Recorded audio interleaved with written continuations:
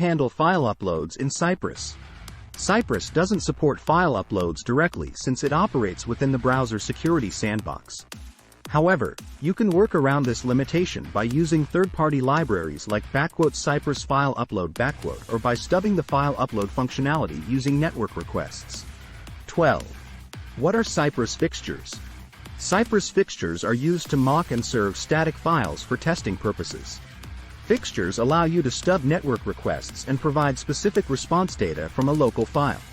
This helps simulate different scenarios and test how your application handles them. 13. How can you handle authentication in Cypress tests? Cypress provides several ways to handle authentication, such as using the _side request command to make authenticated API calls before running tests. Stubbing authentication requests using _side, root, or _side, intercept, to bypass authentication flows. Logging in through the user interface by interacting with login forms and submitting credentials. 14. How do you handle assertions in Cypress? Cypress offers a wide range of assertion commands, such as _side, should, _side, expect, and Chai's assertion library. These commands allow you to verify the expected state or behavior of web elements or API responses.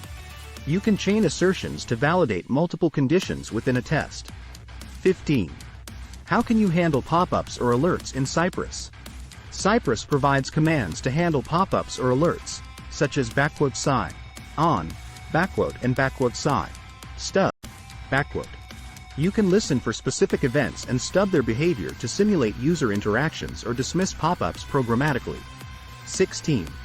What is the difference between _side.get, and _side? Contains, _side.get. is used to locate DOM elements based on CSS selectors or other attributes. It allows you to select elements by class, ID, tag name, or any valid CSS selector. _side contains, is used to locate elements based on their text content. It searches for elements containing the specified text and can be combined with other selectors to narrow down the search. 17. How can you handle iframes in Cypress?